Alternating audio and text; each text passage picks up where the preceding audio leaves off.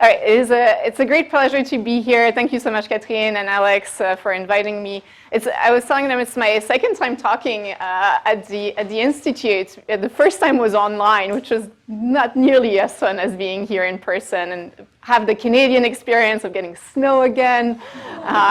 So thank you for the weather. I'm still waiting on the Tim Hortons, though. So yeah, today I'll talk to you on a topic that I was specifically asked to talk about, and that's particularly on stimuli-responsive and conductive polymers in the context of hydrogels. Before I start with my talk, I want to acknowledge all of the students doing this work. So I'm leading a fantastic group of graduate students. I have about 12 grad students in my group, 1 master and 2 undergrads right now, although that number does tend to fluctuate. The work that I'll present today has been mainly done by alumni from the lab, so that's Mandy and Vidika. And we've been really fortunate to have a lot of funding over the years. And so a lot of this work has been funded by the National Science Foundation and the Beckman Foundation. So what do we do? I don't have the time to present everything my lab does. I'm kind of if it's interesting, I'll go for it, as long as it kind of fits a theme. And so if I have to think of a theme for my lab, we do polyelectrolytes. So those are polymers that are charged typically on their side chains. And we work mostly with anionic polymers, so those negatively charged units. And we use them for a wide variety of goals and applications. We do a lot of fundamental science related to charge transport and semiconducting and conducting polymers. So those are a relatively new-ish class of polymers, are called mixed ionic electronic conductors. So those are your pi-conjugated polymers that can also do ion transport. And I'll have a tiny little slide at the end where I talk about that.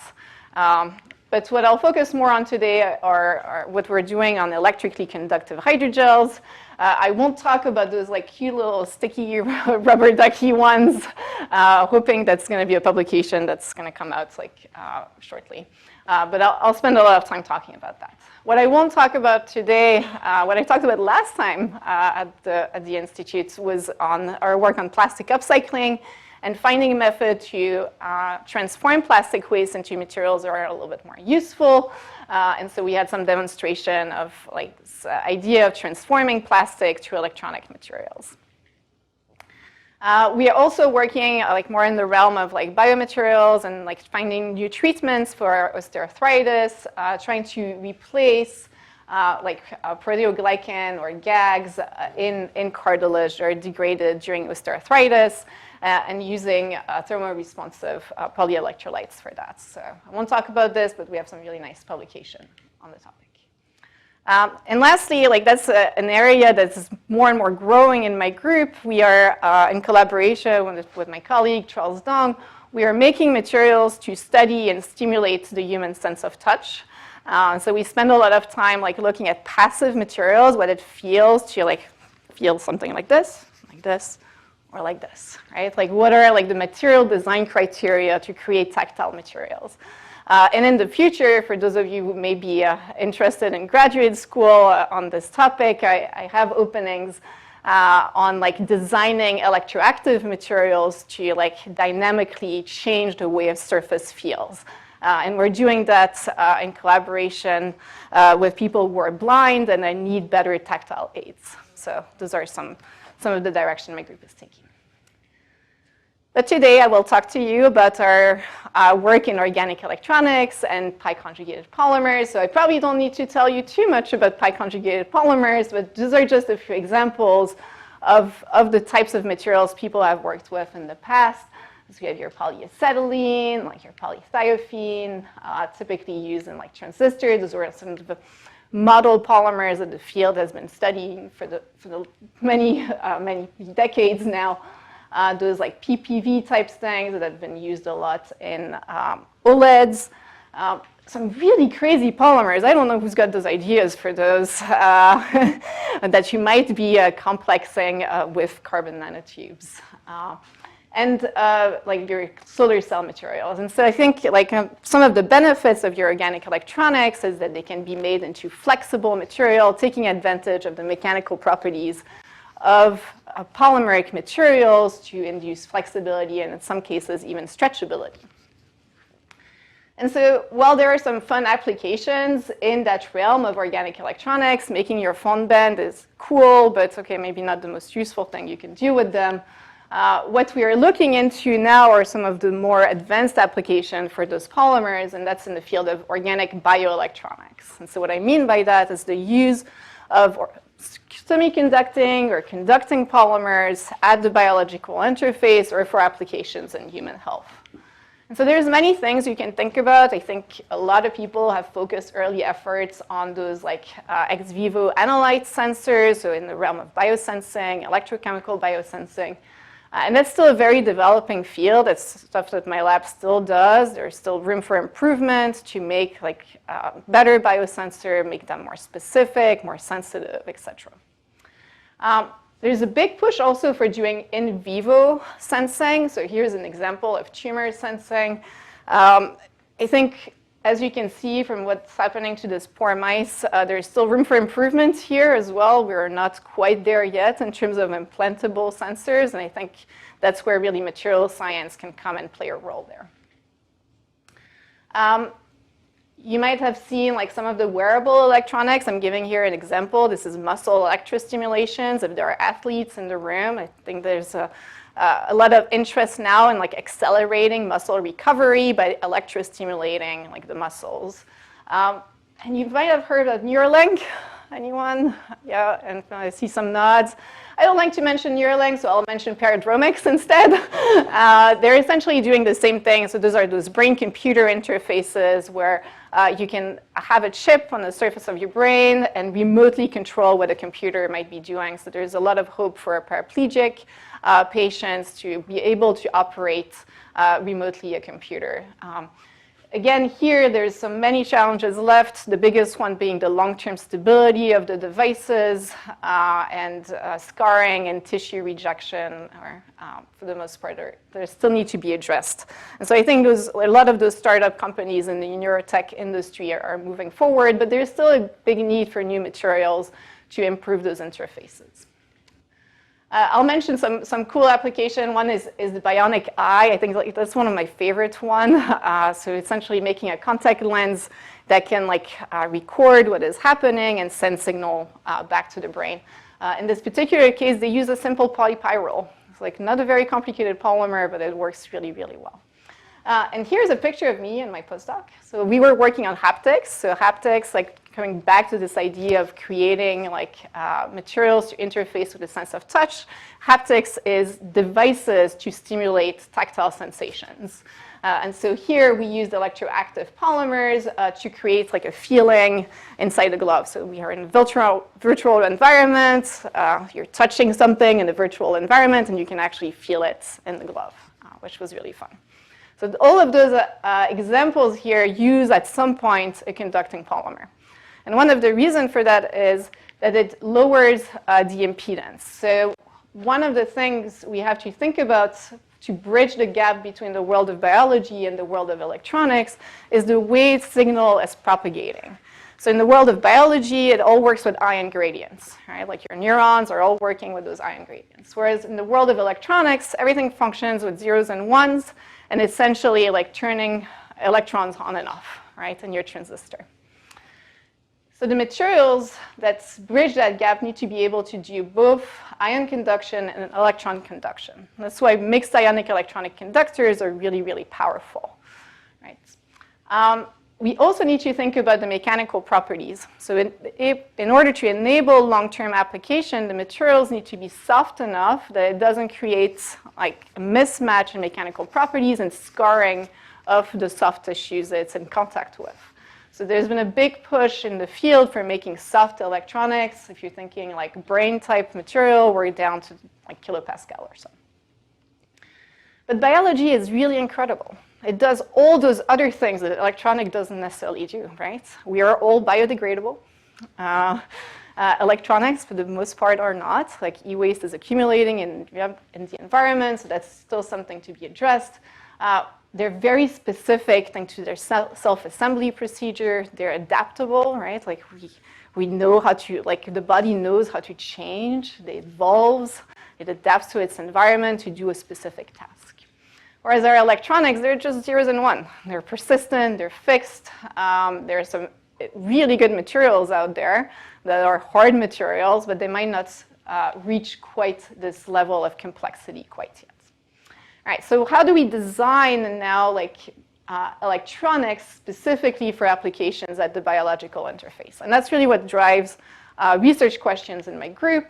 And so like the way we think about it is like design electronic materials with properties inspired from biology. So we're not going to use necessarily biological materials, but we're going to make our materials like bio-inspired, if you want. And so I wanted to talk like very briefly about some of the materials challenges and some of the things that are left to be solved in this field. So I spent a lot of time thinking about stretchability, and I think that's a very important aspect. There's lots of really cool application, including in Professor Adrianoff's lab, on like making sensors by using the stretchability and mechanical deformability to sense different things, whether it's a movement or even a heartbeat. And so for like personal wearable electronics, that's been really like some really cool developments in this area. Mechanical softness, this is where the conductive hydrogels really come in. So with hydrogels, because they are so rich in water, you can load them like 90–95% water, they are extremely soft. And they can be tuned to be quite robust, a little bit more viscoelastic, shear thinning, etc. So there's lots of really nice mechanical properties that can be taken advantage of when it comes to making conductive material. There's still challenges in this realm. Something like this, soft and squishy, is not a good conductor compared to gold or platinum, right? And so I think like making those like really soft hydrogels be like electrically conductive enough is still an open challenge. Degradation, I think, is a really interesting topic. This is an example from Helen Tran. She's at the University of Toronto, not too far from here. She does beautiful work in making those like degradable and recyclable semiconducting polymers. Instead of taking an old carbon backbone, like introducing those isomethine or imine bonds that I've spent way too much time working on in my PhD, so I don't want to do that again. But it's really, really cool chemistry. And I think a lot of opportunity here, especially in the field of bioelectronics, where you might want to have like a device or a sensing capability that degrades over time, perhaps like so that it doesn't require a second surgery to remove the device. So a lot of people are excited about degradability. Now what I'll talk about today more are some outstanding challenges that people have thought of in the past. So I already talked a little bit about electronic and ionic conduction. There's really a lot of fundamental work that can be done in this area. It's mostly in thin film electronics, and I don't have the time to go over it today, but I love to chat about that challenge. What I'll talk about more today is adaptability. How do you design a material to change in response to its environment, and how do you harness those capabilities to make really cool devices and electronic materials. And I won't talk about stability and specificity. Those are still ongoing topics in my group and major challenges in the field. So for those of you who are new, excited about conducting polymer, I encourage you to think about those challenges. All right. So today I want to talk about adaptive material. And so when we think adaptive material, I think the first thing that people think about, at least in the polymer realm, are stimuli-responsive polymers. I'm part of the IUPAC, so I'm like almost contractually obligated to put that definition out there. So a stimuli-responsive polymer is a polymer that responds or is designed to respond to a stimulus like light, pH, heat, etc., and change and provide a predetermined action. And so that might be a little like complicated, but there are lots of examples of stimuli-responsive things in nature. A chameleon is one of them. It touches the surface. It can change the color to camouflage better. The Venus flytrap is like a mechanical response to a mechanical deformation, right? Or my favorite, the sea cucumber.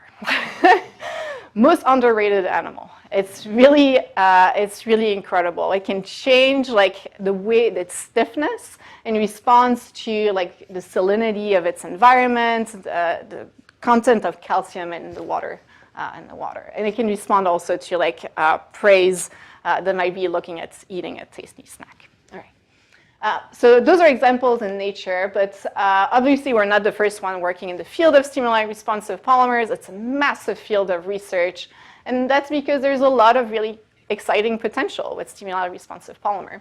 I think early on, a lot of time has been spent on sensing. That's almost like the chameleon, if you want, idea.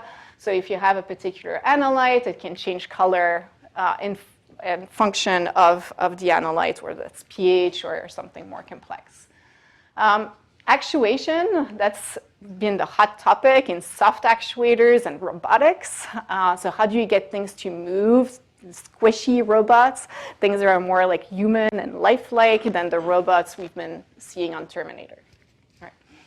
And I think a lot of people in the room are also excited about drug delivery, right? I'm looking at Catherine right now. So that's obviously like an area where stimuli-responsive polymers have really shine is using like the environment to like deliver a drug exactly where it needs to be, right? And so all of those things are really awesome. And surprisingly, in the realm of conductive and semiconducting polymer, there hasn't been quite as much out there. So we actually wrote a perspective article on that topic just last year. And it's a perspective article because we couldn't make a review out of it because there's just not that much out there. And so that's really an opportunity to merge the field of conductive or semiconducting polymer with stimuli-responsive materials. And so when people look at what type of stimuli to use, you can find the same ones as you would with the other polymers, like temperature and light, but also electrochemically switchable polymers. I think there's a lot of opportunity there. In terms of their synthesis, there's been all sorts of like molecular approaches, whether that's through composites. That's a very engineering type thing. Like, let's take two materials that have good properties and slam them together, and hopefully it works well. Sometimes it works, sometimes it doesn't. And I'm still a chemist at heart, so that's not my favorite approach, even though I am in an engineering department. Don't tell them I said that. But what we like is like those like more like side chain engineering, copolymers, block copolymers, etc. Like trying to like put the stimuli-responsive unit directly covalently linked to the material. There's a lot of potential application. I think the field is wide open for now. We've seen some really cool work in 3D printing, some actuation also, again, that soft robotics aspect, using like electricity as a stimuli for the robots to move, which is really where we need to go. Signal recording, dynamic cell scaffold, I think in the realm of tissue engineering, that has been quite interesting. So if we look at some of those applications, you can think about using the materials in thin film electronics. There's not that many examples out there. Most of the time, it's been like capturing some cell or drug or something, doing a measurement, and then actuating the surfaces so that cell release happens or the drug release happens.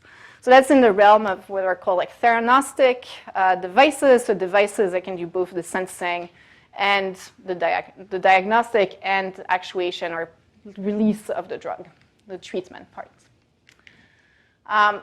Robotics, again, I think that's really an area where there's so much opportunity. Like getting things to move triggered by electricity is the holy grail in robotics.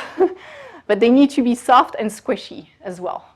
Right? So like all of the robots you're seeing, like they're rigid parts and they work really well, right? Because they have like this electrical force behind it, like moving those rigid parts. In the field of soft robotics, it has been a lot more difficult because the stimuli people use are usually heat, which is slow or difficult to remove. Like once you heat something, you have to cool it down. Turns out that's not so great. Light has been used too, but from an engineering and device perspective, it makes things really complicated. So you have some really cute, like little soft robots that are triggered by lights. But if you want to make a device that somebody's going to use, you cannot have a light source, an energy source for the light source itself. It makes the device engineering quite complicated. So there's lots of opportunity for directly stimulating your robots with electricity. The last part is what we focused on as well. There's not that many examples of that, and that was in changing the phase of the material. So we're interested in materials or conductive that can maybe go from like a solution state or a liquid state to a gel state. And when we look through the literature, there's very, very little in that area. The one paper that we found is from David Messereo's group in the Basque Country, where they were using those like PDOTs, so those polythiophene derivatives, and installing, grafting a P-NIPEM, which is a thermoresponsive polymer that you'll see again in a few slides, onto the backbone side chains of those polymers. So when you do that, unfortunately, you don't get a gel, you just get a precipitate, which can be nice, but I don't really know what to do with a precipitate. If I want to make a hydrogel, I need a gel, I need something that is soft enough. So it wasn't really applicable to what we were doing. So I need to introduce at this point the material we are working with, because you will see it a lot, and there is a reason for that, is that it's everybody's favorite material. So in the field of bioelectronics, if you go to any bioelectronics conference, 90% of the people in the room will work with this material that's called PEDOT-PSS. PEDOT-PSS is a polyelectrolyte complex. It's made of a positively charged conducting polymer, thiophene base, so that's your PEDOT, and it's complexed with this negatively charged polystyrene sulfonate. The way it's made is by taking like polystyrene sulfonate and doing an oxidative polymerization of the E dots in water, and you get like a colloidal dispersion in water, which is really nice because then people can just use it, spin coat it, do whatever processing, 3D print it. They can do all sorts of things with this material. One of the reasons it's really exciting to work with it is that it has really high conductivity. So for an organic polymer, like you can reach conductivity of 1,000 Siemens per centimeter. We're not quite at gold or platinum, far from it, but in the realm of a polymer, that is actually really good. It's also transparent in the visible range, so that means it's been used a ton in organic solar cells. It's flexible, it's a lot softer, so it has that mechanical advantage over inorganic material. It's stable in air and water, and it's processable in solution, as I said already. But I think one of the reasons it's so popular is you can just buy it by the liter, right? And so like my friends in like neuroscience or biology, they don't like to necessarily ask their polymer chemist friend for new materials, and they'd rather just buy the liter of it. And so I think that was one important lesson for us. Like if we're gonna make like those materials, they need to be scalable, right? They need to be made at a scale that is effective, that they can try a bunch of devices and not feel bad about wasting the few milligrams that you've made. The other lesson is that it has to be easy to use. So it has to be processable in solution, right? So it has to be like just a solution that they can use directly in whatever way they want. And so those are like some of our design criteria as we're thinking about making our adaptable electronics. So how do we go about making those PEDOT-PSS adaptable? So there is ways to functionalize the PEDOT or the PEDOT-PSS. A lot of work has been spent in the early days in what is called like sidechain engineering or sidechain functionalization. So either functionalizing this like ethylene backbone or like its equivalent propylene, so that you have a symmetrical unit where you can attach two different subunits on it.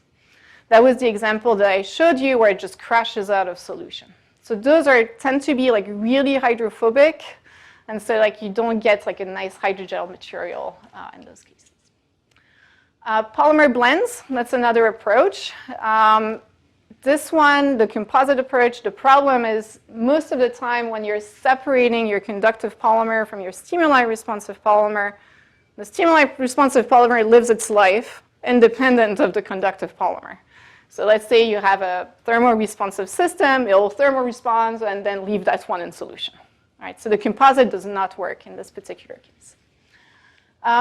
You have the PEDOT polyelectrolyte. So you can replace the polystyrene sulfonate completely and replace it with a polyelectrolyte. That works. The problem with that is that there's something magical about polystyrene sulfonate. Because of that aromatic ring, that really high acidity, you get the highest electrical conductivity with it. Every time you replace it with another polyelectrolyte, it tanks. So it's like really important to like keep somewhat that polystyrene sulfonate. So what we do in my group is we don't touch the P dot. The P dot is perfect. It's a perfect molecule. Right? We love it. Why touch it, right? So we don't touch that. Instead, what we do is functionalize the polystyrene sulfonate, either with copolymers or with block copolymers. The nice thing about that, too, is that now opens the entire toolbox of radical polymerization. So you can do controlled radical polymerization, free radical polymerization if you don't care about molecular weight. But you can do all sorts of things. And the block copolymer in particular will be important as well. All right. So reminding you of the goal is to get stimuli-responsive conducting polymer and getting a phase change from a liquid to a gel. Right? And so we took two approaches. In one of them, we wanted to do this via a light-triggered stimuli, and that was to be able to do photopatterning of our conductive hydrogels. In some cases, you might want to miniaturize your electrodes. So I'll give you an example of how we did this like photoprinting of conductive hydrogel. In the second part, I'll show you how we used a similar method to get now this thermoresponsive behavior where we can go from a solution to a gel in the conductive polymer. And so first project will be Mandy's PhD, and second project will be Vidika's PhD. All right. Why do I care so much about conductive hydrogels, right? I already told you mechanical softness is important, but why not just use like other stuff? There's a lot of ionically conductive hydrogels. I mean, 3M electrodes are just a hydrogel loaded with salt water, right? Why do we need it to make it conductive? Well, when you make it electrically conductive, it turns out you can get a much higher signal to noise. So because you have like this interface that acts between your metal electrode and your biological system, whereas that's skin or like wet tissue, you usually get like really nice signal to noise and really highly repeatable signal. The other things, like people are getting really excited now about doing nerve stimulation, cardiac patches, like all of those like advanced applications need this like electrical stimulation.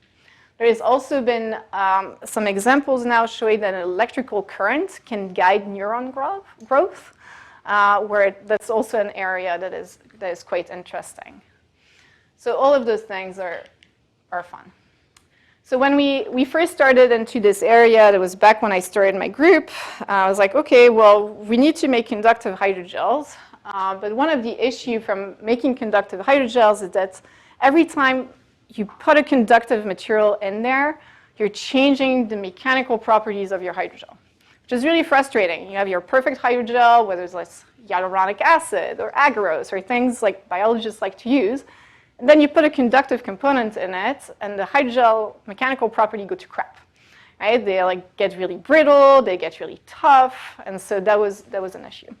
So the first thing we did is like very naively, it was like, oh, well, why don't we polymerize like a really hydrophilic bottle brush type like polymer, conductive polymer inside the system and see if that helps. And it really did help. The mechanical properties like stay the exact same. You have like 3 orders of magnitude lower impedance. And so it works really, really well. But this is the size of the materials we're making, right? To give you an idea, the Petri dish is about this size. Okay, it's huge, right? If we're going to make like neural electrodes, we're not going to make neural electrodes like this because it's going to be really, really painful. Okay, so we did a way to make a lot smaller features and ideally make them photoprintable so that we can place them exactly where we need to. Or in other words, how do we make the implantation of conductive hydrogels like less invasive? And so our approach was to use those stimuli-responsive polymers, and in this case, light-responsive materials, to do like photoprinting of conductive material. So I'm going to go pretty fast through this particular example, but what we thought about is by making copolymers of our polystyrene sulfonate with this coumarin acetate, acrylate, monomer. So coumarin is a really cool molecule. When you shine light on it at around 365 nanometers, it forms those cyclobutene compound by 2+2 cycloaddition. And so we were quite naive. We took this polymer, we made it, it works beautifully. We polymerize the P dots in the presence of that polymer, makes a nice colloidal dispersion. We shine light at it, and nothing happens. But I was okay, maybe our PSS co-coumarin is not so good. So we went back, it's okay, PSS co-coumarin, we can photo crosslink. It gels really nicely. It takes a while. It's a little slow, right? It takes almost 2 hours to photo crosslink completely, but it does work. So why does this, not work? Right? And then that's where we're oh man, we're really dumb here. It's P dot is dark blue. It's really, really strongly absorbing. It absorbs light, and we were shining light at this. I was oh, okay, well, yeah, of course that wasn't going to work. So we took a step back, and we actually were going through really old literature that showed that monomers, aromatic monomers, thiophenes or pyrrole, can be photooxidatively polymerized. So if you take some sort of ruthenium catalyst, ruthenium photocatalyst, shine light on it in the presence of a little bit of oxidant, you can get photopolymerization to occur. So we just thought, okay, let's do everything one pot. So we do the photopolymerization at the same time as we do the photocrosslinking. And that works really, really nicely. The really cool thing too is that we actually did not need a photocatalyst, which is a little odd. So there's actually been reports that short oligomers of E dots are photocatalysts themselves. So it's almost like a self-catalyzed reaction.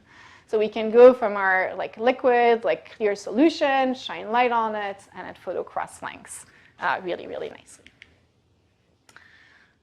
Because we're putting E dots and polymerizing this conductive polymer in there, we're also accelerating the process. So instead of the 2 hours, now we can drop the gelation time to about 14 minutes.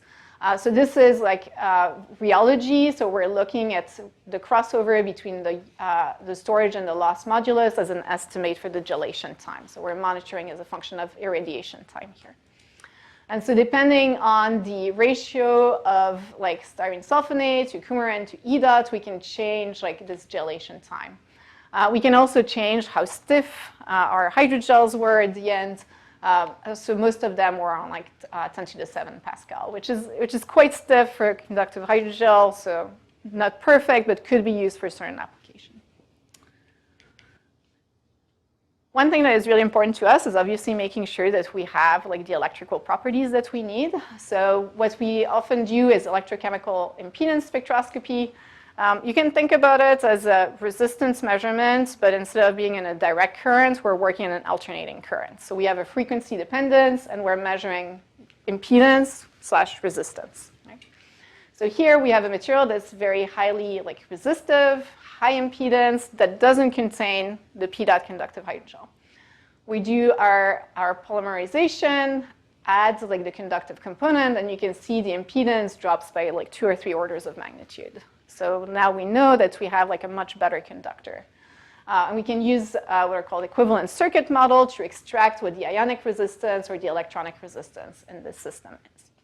And so in the end, we have materials that are around 4 to 5 Siemens per meter in conductivity. Again, we're not at 1,000 Siemens per centimeter. We're not nowhere close to what metals are, but we're already orders of magnitude better than just a simple hydrogel. So that's quite promising. All right, but I wanted to photo pattern. So what we did is went to my colleague's lab, and we asked if we could borrow their lithography system. So this is not 3D printing. This is just photolithography in 2D. And we can start now making patterns down to 200 micrometer.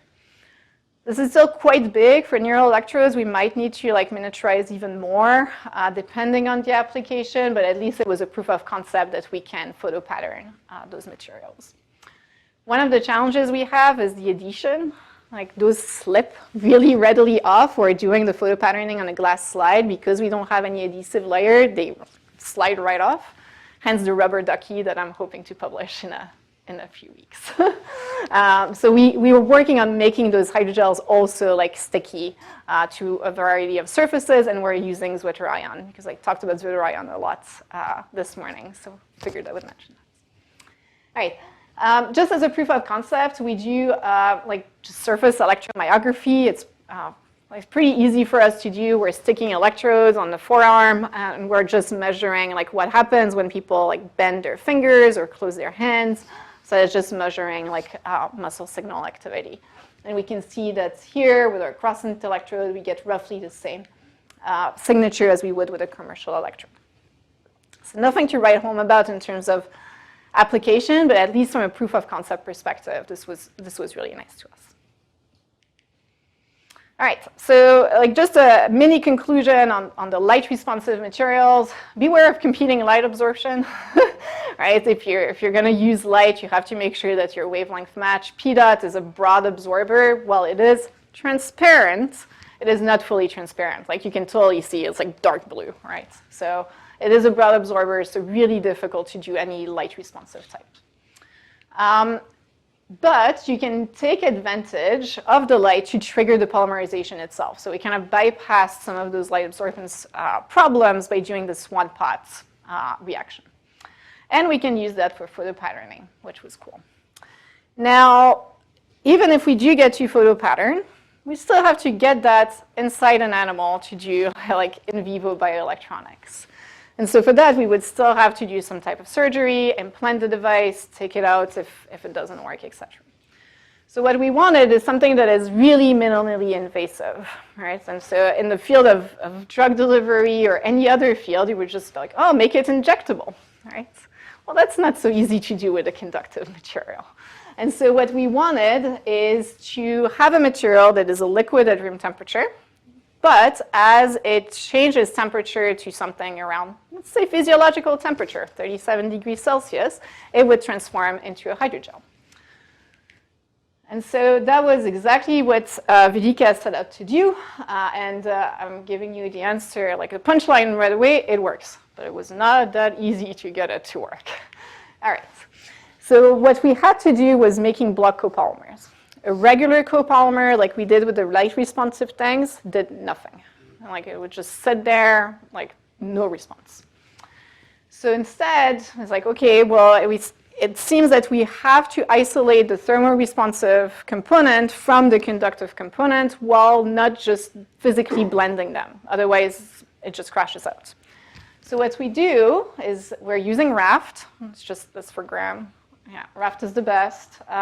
We are using styrene sulfonate, this chain transfer agent for Raft, where I'm making polystyrene sulfonate, and then we do a chain extension with this isopropyl acrylamide. And so that polymer is really cool because it has a transition around 32 degrees Celsius where it goes from being hydrophilic, mostly, to hydrophobic.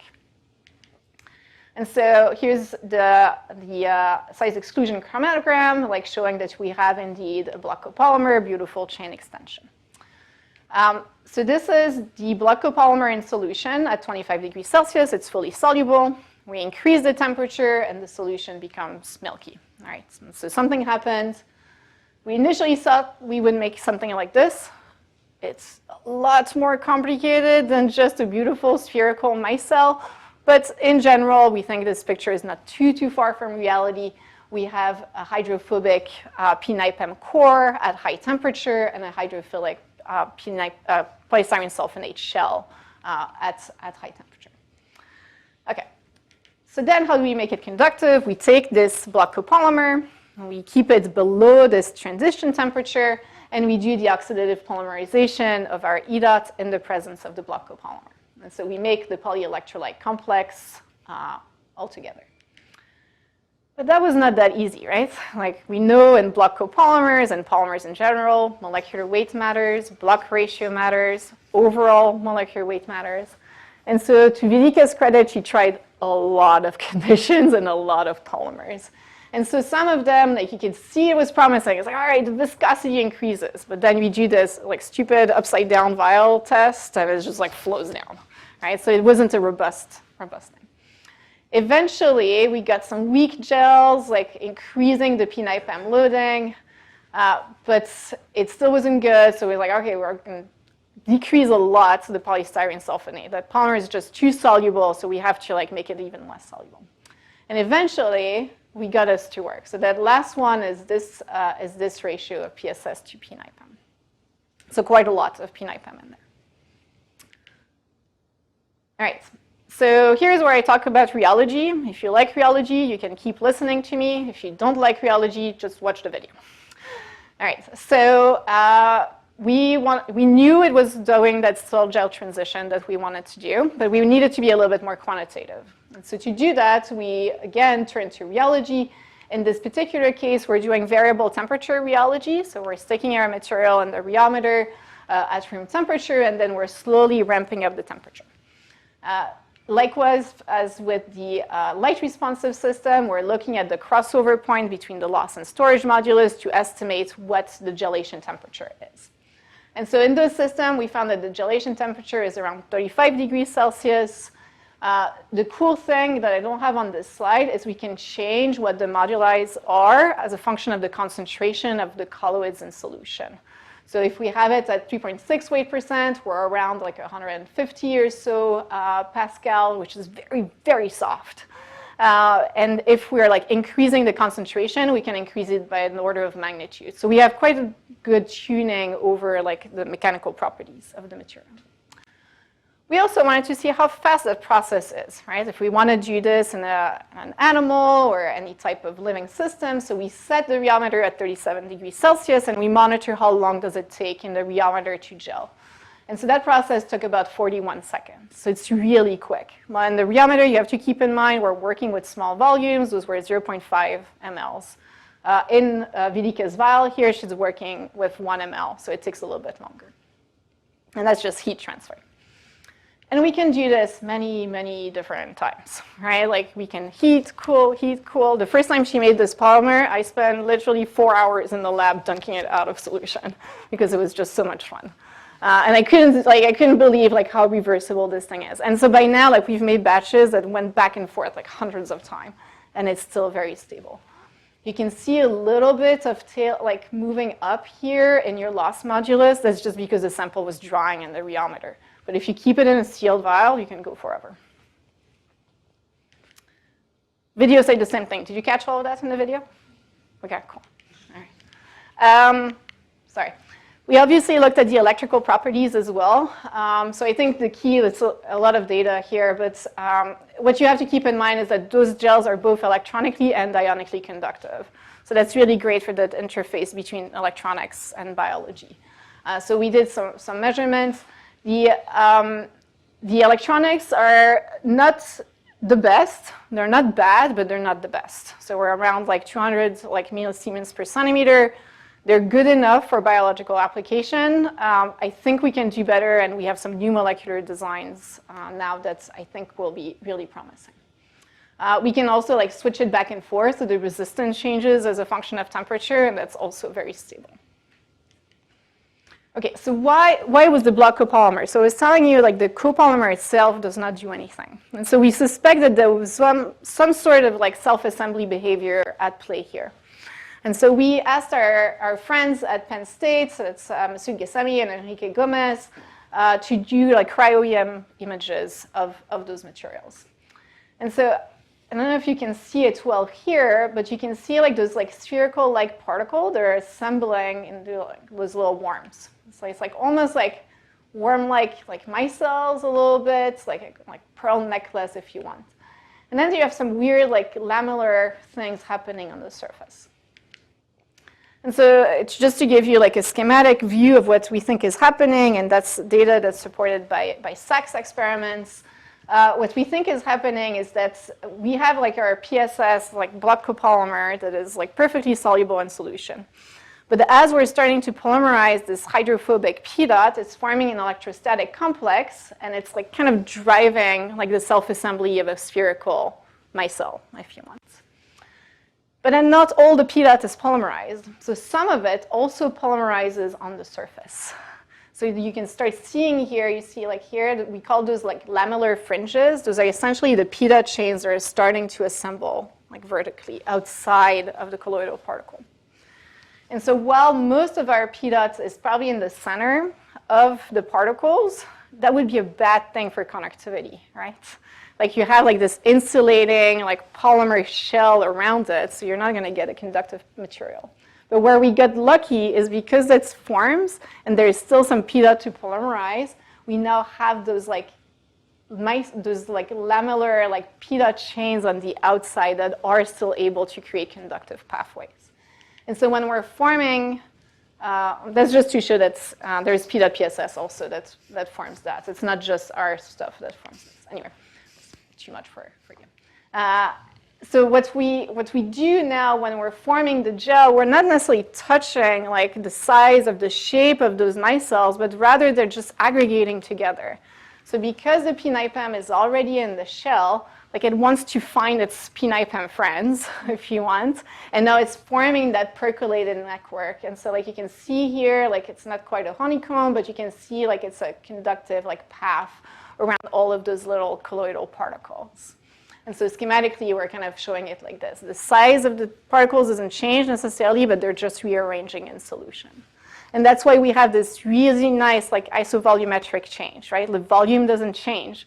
Like you have, like if you start with like 1 ml of solution, you get 1 cubic centimeter, if you want, of your hydrogel. So that's really cool. And here's just like a quick sax to verify that with my colleague Darren Pochan. Okay, because we're thinking about using those in biological system, we worked with Jonathan Rivney at Northwestern University. It's like, okay, we have to prove those things are safe. And so we did direct contact cell viability assays. We worked with fibroblast cells. And we showed that those are perfectly fine. So the really neat thing about this is we can take our liquid solution, we can add like the cells, and they're a nice little buffer cell media environment, and then we can gel the entire thing in there, right? So it's like really easy to disperse the cells really nicely. Like you can see like how homogeneously distributed the cells are in that hydrogel environment. And they're perfectly happy. We looked at cell viability, and even at high concentration of our gel, they stayed 100% viable. We also did in vivo biocompatibility assay, and that was just to make sure that there was no like major inflammatory response happening. Here we had to blend those thermoresponsive polymer with an alginate because the rats were going to be sacrificed. They would obviously get cold, and we were afraid that our gel would just leak out because we have a reversible system. So we encapsulated it within a permanently covalently linked polymer. And so in this particular case, we used alginate, so just that it doesn't leach out. And so here we have like just a control alginate. And the weird thing about this is that the alginate degraded quite rapidly. So within like a week or two, like your alginate is falling apart. And here the G is for our hydrogel. It stays like nicely in there. So like you're preventing it from biodegrading like too fast. So having that composite approach was quite nice. Here's like just an example, like it seemed to almost promote vascularization. I think we need more data to confirm that, but it seemed to help, and at least it didn't trigger major inflammation. All right, so what do we do with this? We played a lot. So we had a lot of fun. So we can show that those materials are like self-healing. They're not quite self, but just by small temperature stimuli, we can like essentially liquefy it and reform it again. So if we have this like cool and reheat, we can reform the gel. I think that example is my favorite. We can make like injectable systems. So that's just a viscous alginate solution that's kept at 37 degrees Celsius. And so like as you're injected into that hot viscous liquid, it gels like right away. So we can start thinking about doing like 3D printing in those like viscous fluid, which is one of the cool topics these days. Because it was safe, Vika also felt confident that she can put it on her skin. And so as on contact with skin, it gels in place. Do not attempt to do this if it's cold, right? The transition temperature is 35 degrees Celsius. So if it's a little cold in the lab, it doesn't work. But we went around that by creating a little device where we mount a heat patch to maintain the temperature of the gel and mount that in little, those are PDMS wells where we're attaching metal electrodes to it, and we're doing surface EMG measurements with our thermoresponsive gel. The cool thing about this is like, usually when you go with your 3M electrodes, like the hospital, they just toss it because after an hour, they dehydrate, they're bad, they're just crappy, but they toss the entire electrode. Here, what we essentially made were reusable electrodes. So we keep the metal components and everything the same, the wells. We just pipette out the solution after it cooled down, and we can re-put in some fresh one or the same ones after like reheating it. So we call those like reusable surface electrodes. And they work really well. Like the signal to noise is really quite nice. Like we can get the recording that we want compared to like the commercial electrode. All right, I said I would put one slide because I love thin film electronics. So I'm going to put one slide on it. One thing that gets us really excited is how about using those thermoresponsive materials in thin film electronics. And so the devices we work with are called organic electrochemical transistors, or OECTs. This is what they look like. They're really powerful biosensor. They're acting as amplifiers, and so they have detection limits down to the single molecule level. They're really quite impressive. And so they've been used for like COVID, but for many other things. I just put COVID in there because I feel like that would relate to all of us in the room. Anyway, so here, like what we thought about is like, how do we control like charge transport in those materials? And so that's really where the mixed conduction happens, where you have like electronic transport that needs to happen, but you also need to have ion injection from the electrolyte into your system. You need to have some redox reaction that needs to be very efficient, and then you need charge transfer to the metal electrode. So that got us thinking is like, can we dynamically control ion injection so that we can also create like a dynamic way of measuring the current, or dynamically changing what the current response is as a function of both ionic environment and temperature. And if you want to think about a comparison, we're thinking about like those thermoresponsive ion channels. So you have like those ion channels, and when it's hot or cold, there are some cold or hot sensitive ones. They will let more or less ions go through. And so essentially that's what we want to do with those thermoresponsive devices, is we want to control ion flow into those devices so that we can control how holes, particularly for PSS, are transported from one electron to another. And so like we're calling that like neuromorphic thermosensation, so making devices that can feel hot and cold and display a current after. So from a fundamental perspective, it's interesting. From an application standpoint, you can think about like making devices that can sense like an increase in body temperature, for example, and deliver anti-inflammatory drugs, so maybe some sort of theranostic device. So that's where we're going. This is just some very preliminary data from Peter, where you do that when you change temperature with just the P.PSS, like nothing happens. But when you do it with the P-NiPM block copolymer, you can see this like beautiful change in the transition. So you can really see that sharp change in current. So something is working here, and hoping to have like more data on that soon.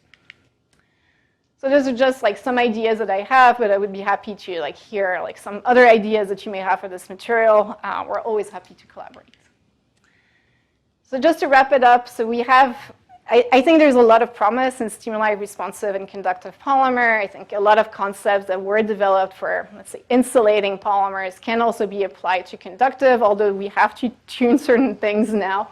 But it enables like the photo printing of like patterned hydrogels. We can get this like sol gels transition to happen, particularly because you control the self-assembly of the materials. And it can have other implications for adding other types of functionalities. I showed you 2 polymers only, right? But we can imagine we can now attach whatever we want on those polymers, right? If we can make a monomer that's going to be polymerized by free radical polymerization, we can do something with it. And so here I'll just leave you with some like crazy ideas that we had for like stimuli-responsive, but I think I'm really excited about this idea of being able to inject electrodes like precisely where they need to be. And I think that's going to be very powerful. So with that, I thank you again for the invitation. Welcome, questions, collaborations, etc. Thank you.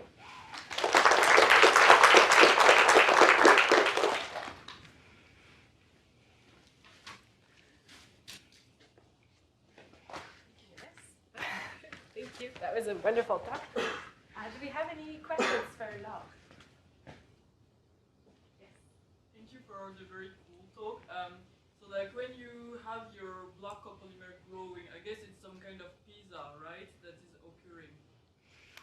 Yeah, you can think about it this way. Yeah, I think so. If you think like this, that means that when you grow your second block longer, you should be able to choose the shape of your self-assembly, like go from micelle to worms to like theoretically, obviously, like I can imagine the block growing is not always easy and everything, but like maybe it could bring some tunability that way. Yeah, that would be amazing. So the advantage that pizza has over what we're doing is that the self-assembly is much more controlled than what we do.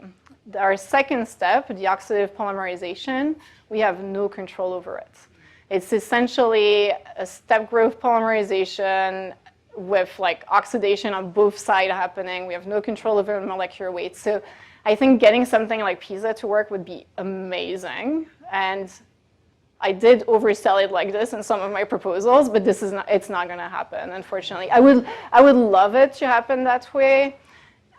We had some ideas for like for controlling more at the previous step. So instead of getting a spherical micelle, like starting from something that has a slightly different shape so that we can control the shape at the end.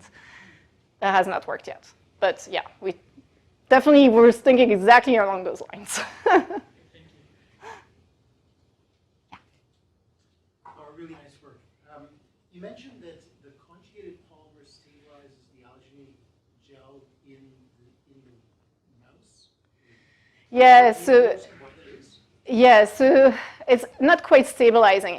We didn't want the PDOT, PSS, PNIPAM to like go back to being a liquid in the mouse once the mouse was sacrificed, because we know like as soon as you take the heat off, it cools down and it falls away. So we're essentially, the way we did it is we take the PDOT, PSS, PNIPAM as a liquid, and we polymerize the alginate hydrogel, or like we cross-link the alginate hydrogel in the presence of the PNIPAM. So we're essentially encapsulating our thermoresponsive conductor in the alginate. And so that allows us to keep it stable even though the temperature drops. What was really weird is we looked at the rheological properties of the composite, and instead of having a softening, instead of having a hardening above the LCST, we actually have a softening. So it's doing something really strange in the composite that we haven't quite nailed down, and there's probably some confinement effect at play there. So I didn't like dwell on that because we still have to work on this a little bit more. But yeah, there's some weird confinement effect happening there. So it stabilizes in the sense that it prevents it from redissolving. But yeah, because the alginate disappeared in the second week, but the alginate in your encapsulated material. Yeah, so the alginate is cross-linked like ionically with calcium. And I think because we have a charged polymer, it prevents that dissolution or like dispersion through that mechanism. I think that's something like that. Yeah, sorry, I misunderstood your first question. Another question. Yeah, very nice talk. I just kind of like had a similar question. So eventually we want to just like inject this staying directly without the oxygen. Mm-hmm. Like maybe this is looking ahead. Like, have you ever tested like the biodegradability of this thing? Or, like, how long does it last in like the body? Like, I don't want to walk around with like Peanuts under your skin, yeah, really? don't really want to do that. Yeah, so I think it depends on the application. So like in some application, you might want to have it like degrade and go away. Now you have to keep in mind that PDOT will not degrade. So like the PDOT is a very solid pi conjugated backbone. This thing is not going away. People have done like biodegradable versions of PDOT by like changing it so that's like modifying it with a biopolymer that is degradable so that it forms like little mice cells or it then excreted. Now in this particular case, one of the applications we're envisioning, we wouldn't take it out. It would just be there and not go away. Usually we're working with a colleague that does transgenic mouse. And so like the way we're thinking about doing that is like using this material as like injectable electrodes to do electroporation, to insert like Cas9 type proteins to do the genetic modification. And then in which case like the mice like only lives like until she gives birth to babies and then it's fine, she can keep the PDOT there. Now, one thing, like if we were to move to humans, that definitely becomes a regulatory nightmare, so I don't think that's gonna happen. But you could imagine, so there are things that are called cryoprobes, so like they're essentially like cold injectable probes that could cool like locally, and if it cools, you would be able to like pull it out as a liquid. So that would be one way of removing it if needed. But I think it's not gonna biodegrade by itself. With this, I will thank Laure one last time for